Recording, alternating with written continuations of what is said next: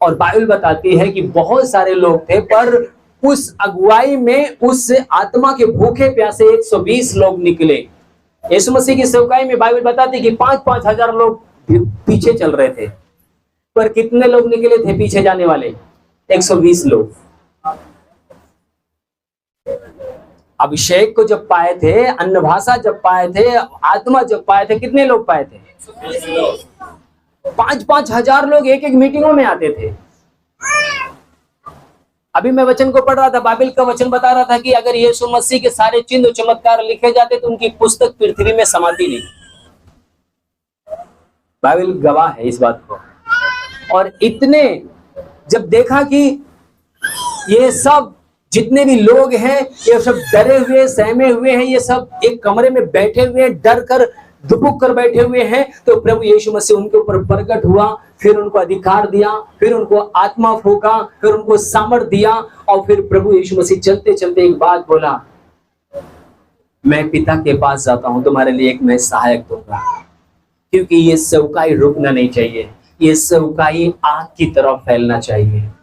आमीन। बाइबल बताती है कि जो लोग डरे हुए थे, जो लोग सहमे हुए थे, जो लोग कमरे में बंद थे, जो लोग बाहर से ताला लगवाए थे, वही सब लोग, बाइबल बताती है कि वही पतरस के द्वारा, वही यूहन्ना के द्वारा, उन्हीं चेलों के द्वारा 3-3, 4-4 हजार लोग एक एक दिन में प्रभु को ग्रहण कर रहे थे।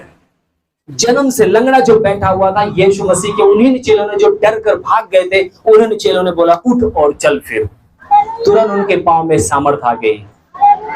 आज पवित्र आत्मा वो अभिषेक, वो सामर्थ आपके जीवन में उड़ेलना चाहता है, क्योंकि उसकी सेवकाई न रुकी है न रुकेगी। जो खड़ा होगा, क्योंकि बाइबल का परमेश्वर कहता है, यहोशू कहता है उठ और दृढ़ हो और खड़ा हो।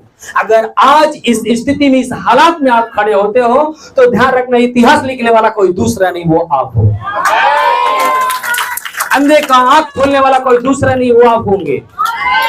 इस समय कमजोरों को बलवान और अभिषेक में बदलने के लिए परमेश्वर खड़ा है। बहुत से लोग प्रभु को छोड़कर भाग भी जाएंगे, पर जो खड़ा रहेगा वही इतिहास लिखेगा। हालेलुया। कल से ही परमेश्वर का आत्मा मुझे प्रेरित किया कि परमेश्वर की आवाज को सुनने की जरूरत है। प्रभु कुछ कहना चाहता है। उस लीडर में जब गड़बड़ियां हुआ, जब लीडर चला गया, तो पता है परमेश्वर की आवाज की सुनने की जरूरत थी। वो यहोशू सुना और खड़ा हुआ, और वो लीडर बना, और वो कनान देश को पार भी किया, सभी इस्राएली लोगों को पार कराया, दूध और मधु की धारा में उनको लेके गया। हालेलुया। क्या आज उसके बोझ को आप समझना चाहते हो, जानना चाहते हो कि परमेश्वर आपसे क्या कहना चाहता है? आज वो परमेश्वर लोगों को ढूंढना चाहता है लीडर के रूप में खड़े होने के लिए। आज लोग पता है अपना समय, अपना जीवन, अपनी जवानी वो कहां पर दे रहे हैं? 90% लोग उन व्यर्थ चीजों में दे रहे हैं। मैं ऐसे क्या नाम है, मैं कभी कभी मैं ऐसे बैठा रहता हूँ, जब सोचता हूँ बहुत कुछ ना, मैं जैसे कि मुझे झटका सा लगता है, ऐसे ऐसे चौंक जाता हूँ मैं। एक बात मुझे हमेशा टॉर्चर करती है, हमेशा हमें एकदम भाविभोर कर देती है, ऐसा लगता है कि मैं कहाँ भाग जाऊं।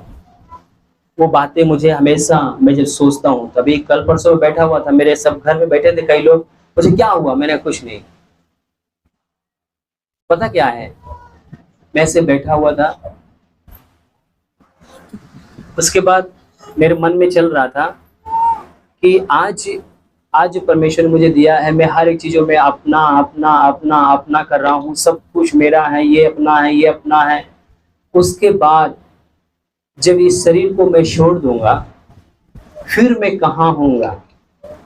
फिर एक बात और मुझे वो बात जब झकझोरती है कि जब मैं नहीं बनाया, जब ये सृष्टि नहीं होती, जब ये दुनिया नहीं होती, हम कहाँ होंगे, कहाँ रहते, क्या होता, हम क्या थे, कहाँ थे?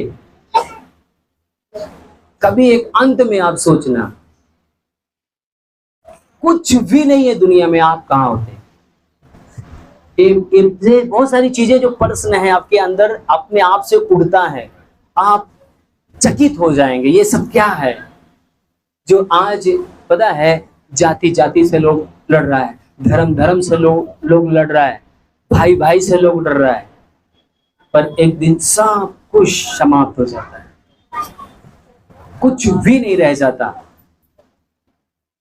जब मैं इस वचन को पढ़ रहा था, परमेश्वर एक वचन को अभी कल परसों में प्रचार किया था कि यीशु मसीह ने कहा, जो कोई मेरे पास आएगा वो कभी न मरेगा, मैं उसे कभी नहीं छोड़ूंगा, कभी नहीं त्यागूंगा।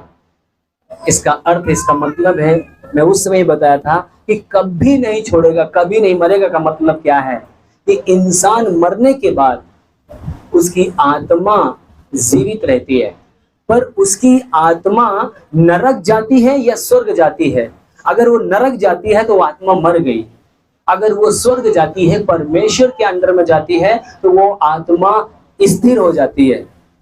अब शैतान के हाथ में जब आत्मा जाती है तो पता क्या होता है, वो आत्मा क्या होती है, भटकती है। आप लोग ने देखा होगा, तांत्रिकों के पास गए होंगे तो बहुत सारी आत्मा चीखती है, चिल्लाती है और वो आवाज लगाती है और बोलती है कि मैं फला का बेटा हूँ, फला की माँ हूँ, फला की बेटी हूँ। क्यों? क्योंकि वो आत्मा क्या कर रही है, मरी नहीं, वो आदमी मर गया पर वो शरीर मर गई, पर वो आत्मा क्या हो रही है, भटक रही है।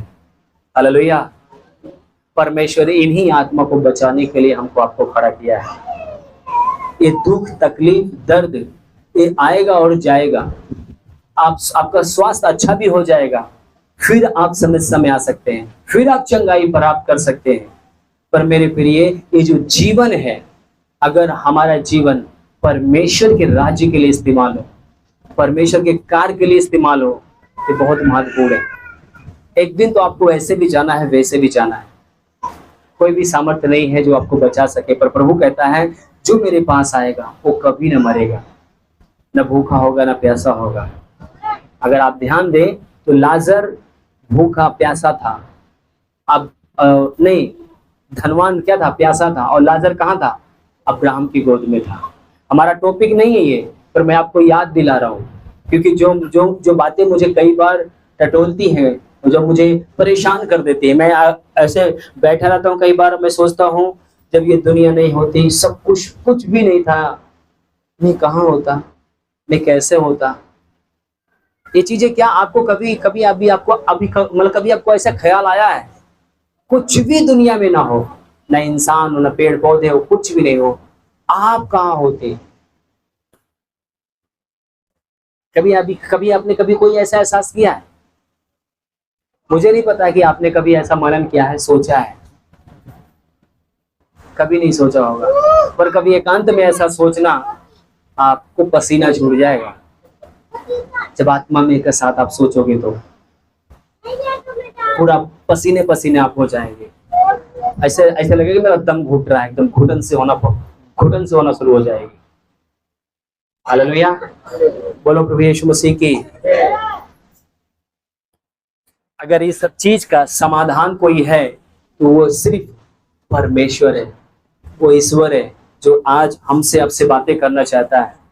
उन चेलों से बातें किया, उन लोगों से बातें किया, और उन्होंने, बाइबल बताती है कि उसके चेले जितने भी थे, कोई भी साधारण मौत नहीं पाया। आप लोग ने देखा होगा, कोई तेल में कढ़ा गया, कोई उल्टा लटकाया गया, पर वो जो कोड़े भी खा रहे थे ना, तो ऐसे हंस रहे थे, दांत चियार रहे थे, वाह प्रभु का धन्यवाद कि मैं उसके इस योग तो ठहरा कि मैं उसके लिए कोड़े खाया। गर्व की बात वो कर रहे थे, आनंदित हो रहे थे। वो खुदा का अनुग्रह उनके ऊपर था, परमेश्वर का आशीष उनके ऊपर था। बाइबल बताती है कि वो लोगों के ऊपर जब परमेश्वर की आत्मा सेवकाई करने के लिए उतरा, जब सत्य को प्रचार करने के लिए उतरा, परमेश्वर का अभिषेक जब उनके ऊपर आया, तो बाइबल बताती है कि उनके सामने खाट खटोला के ऊपर बीमारों को ऐसे रोड पे लेटा देते थे। जब वो चलते थे तो लोग चंगे हो रहे थे। किन लोगों से? जो लोग डर कर, जब यीशु मसीह मर गए थे तो वो लोग डर कर एक कमरे के अंदर बैठ गए थे। वो लोग सोच रहे थे कि सब कुछ खत्म हो गया, पर परमेश्वर की सेवकाई खत्म नहीं होती। उन्हीं लोगों को चुनता है जो लोग डर कर भागते हैं, उन्हीं लोगों को पकड़ता है जो लोग विरोध करते हैं, उन्हीं लोगों को बल्कि पकड़ता है परमेश्वर। आज अगर आप डरे हुए हैं, अगर आप उसके विरोध में हैं, ध्यान रखना कि आप उससे भाग नहीं सकते। परमेश्वर आपको इस्तेमाल करेगा, परमेश्वर आपको ही खड़ा करेगा, आपके द्वारा ही अपनी महिमा लेगा। आमीन।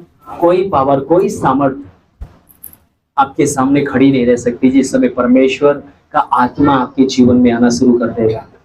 हालेलुया। क्या आप आज आपके पास बहुत सारा विषय है, बहुत सारा विषय है। आपके पास पत्नी हो सकती है, बच्चे हो सकते हैं, नौकरी हो सकती है, अमीरी गरीबी हो सकती है, बहुत सारी चीज में आप चिंतित हैं, बहुत सारी चीज में आप, बहुत सारे विषय में आप खोए हुए हैं। पर ध्यान रखना, ये सारी स्थितियां, ये सारे हालात सब उन चेलों के अंदर, 120 लोगों के अंदर भी था। उनके पास भी पत्नी थी, उनके पास भी नौकरी बिजनेस था, उनके भी बच्चे थे, वो भी खा पी रहे थे, वो भी हमारे और आपके जैसे थे। पर उनके अंदर एक निर्णय था कि जिएंगे तो प्रभु के लिए जिएंगे। मैं परमेश्वर के लिए अपने शरीर को देता हूं। बहुत सारे लोग थे, वो लोग प्रभु में नहीं आए, सिर्फ चंगाई पाने के लिए वहां पर लोग जाते थे, खाना खाने के लिए, फ्री में खाना यीशु मसीह खिला रहे थे, खाना खाने के लिए लोग जाते थे। पर नाम 120 लोगों के लिए, 120 लोगों का आया और उनके ऊपर परमेश्वर का अभिषेक और आग उतरा। और वो लोगों ने पूरी दुनिया में, आज ऐसी कोई जगह नहीं है पूरी दुनिया में प्रभु के नाम को जाना जाता है। हालेलुया। बहुत सारी चीजों को मैं नाम नहीं ले सकता। आप बहुत सारे जगहों में कुछ लोगों को ढूंढोगे तो आप नहीं पाओगे, पर यीशु मसीह को हर एक राष्ट्र में आप ढूंढोगे, उसको पाओगे। किसी भी देश में आप चले जाओ, प्रभु यीशु मसीह को आप पाओगे। आमीन। बाइबल बताती है कल और आज और युग वो एक सा है। यीशु मसीह ने अपने कलाम में, अपने वचन में बोला है, तुम जाओ सारे जगत के लोगों को मेरा सुसमाचार प्रचार करो। सारे जगत के लोगों को जाओ, पूरी दुनिया में जाओ। जिस दिन पूरी दुनिया में तुम सुसमाचार प्रचार कर लोगे, उसी दिन अंत आ जाएगा और मैं पुनः दोबारा आऊंगा। यीशु मसीह जब दोबारा आएगा तो दुनिया का क्या होगा पता है? समाप्त हो जाएगा। हालेलुया। आज ये मैं लंबा विषय नहीं करना चाहता कि अगर मैं इसके पीछे मैं आपको बताऊं कि यीशु मसीह ने क्यों बोला कि सारी दुनिया में जाओ, क्योंकि बाइबल बताती है कि कोई भी व्यक्ति पाप से छुटकारा नहीं प्राप्त कर सकता। हम आप अपने मां के गर्भ से ही पापी जन्मे हैं। अगर मेरा पिता पापी है तो आप धर्मी नहीं हो सकते, मैं धर्मी नहीं हो सकता। पर बाइबल बताती है कि यीशु मसीह एक लौता है जो बिगर पिता का जन्मा है, एक कुंवारी के गर्भ में परमेश्वर के आत्मा के द्वारा आया और वो पवित्र आत्मा के द्वारा क्या किया, उसने जन्म लिया। और उसी के बहुमूल्य लहू के द्वारा, जैसे हम कई बार बताते हैं कि जब आप तांत्रिक को कोई भी चीज बलि करने के लिए देते हैं तो एक पशु का बलि चढ़ता है, उसी प्रकार से यीशु मसीह ने अपनी बहुमूल्य पवित्र बलि चढ़ाया। उसी के खून से, उसी के लहू के द्वारा आज हर एक गुनाह और पाप क्षमा हो रहा है। आमीन। आप लोग गवाही को सुनते हो, मेरे ऊपर से बंधन टूट गया, मेरे ऊपर से श्राप टूट गया, मैं शांति को महसूस किया। कल कुछ लोग गए थे मीटिंग में, मैं नहीं जा पाया किसी कारण। वो आए, बोले भैया तुरंत बहरा सुनने लगा, अंधा देखने लगा, लंगड़ा चलने लगा, बीमार बहुत लोग चंगे हुए। मैंने कहा ये तो मेरे यीशु मसीह का गिफ्ट है, कोई आनंद करने की बात नहीं है। अभी तो आप बाजारों में देखोगे कि लंगड़े के ऊपर आप हाथ रखोगे वो दौड़ना शुरू करेगा। ये तो चर्च में शुरुआत है, ये तो होने वाला है। वो पास्टर जी के द्वारा नहीं, आप लोग के द्वारा वो ये होने वाला है। दुनिया से खुली आंखों से देखेगा परमेश्वर के कामों को, ना उसको कोई रोक सका है ना रोक सकता है। वो आग की तरह काम उसका करेगा। परमेश्वर से कोई नहीं लड़ सकता, कोई भी नहीं लड़ सकता। एक स्वर्गदूत 1,85,000 को 1 सेकंड के अंदर मार के गिरा दिया था। तो क्या लड़ सकते हो उस खुदा से, उस परमेश्वर से, उस भगवान से? कोई लड़ सकता है क्या? तो आज आपके द्वारा परमेश्वर काम करना चाहता है। जूम मीटिंग में मैं लोगों को इंकरेज करता हूं कि वो खड़े हों। सचमुच में परमेश्वर के कई लोगों ने, आज मेरे पास कई लोगों ने फोन करके प्रार्थना लिया। मैं चाहता हूं कि आप प्रार्थना करें, क्योंकि जब भी हम आपसे बात करते हैं या आप जो मीटिंग में जुड़ते हैं, हम इंकरेज होते हैं, उत्साहित होते हैं और हम अपनी सेवकाई में चमत्कार को देख पाते हैं, आशीष को देख पाते हैं। मैंने कहा ये प्रभु करना चाहता है, सिर्फ आप खड़े होना शुरू कर दो बस।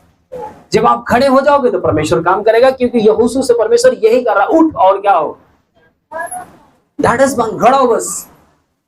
मूसा भी बोला खड़े हो जाओ, खुदा परमेश्वर के काम को देखो। खड़े होने की जरूरत है आपको। आमीन, हालेलुया, बोलो प्रभु यीशु मसीह की। क्या आप उसके लिए उतावले हो कि परमेश्वर मैं हूं वो व्यक्ति जिसके द्वारा आप काम करना चाहते हो? क्या उस समय यीशु मसीह ने किसी को बोला कि पवित्र आत्मा जब आएगा तो बस सिर्फ 10 लोग के ऊपर आएगा या 5 लोग के ऊपर आएगा? कितने लोग के ऊपर बोला था? अब जवाब दो। यीशु मसीह बोला था कि 120 ही लोग आना, 21 मत हो जाना, 85 ही लोग रहना, 51 मत होना, ऐसा बोला था क्या? भूख किसके अंदर है, प्यास किसके अंदर है? क्योंकि वो तृप्त करने वाला है। क्या आप प्यासे हो क्या? क्योंकि वो प्यासे की प्यास बुझाता है। हजारों करोड़ों लोग रहे होंगे पर 120 लोग प्यासे लोग थे और वो कोठरी में बैठ गए। परमेश्वर का आग उतर गया उनके ऊपर। वो लोगों के नजर में देखने वाले बोल रहे थे ये बदल गए, इनके अंदर हो क्या रहा है, ये हो क्या रहा है, ये कैसे चेंज हो गए?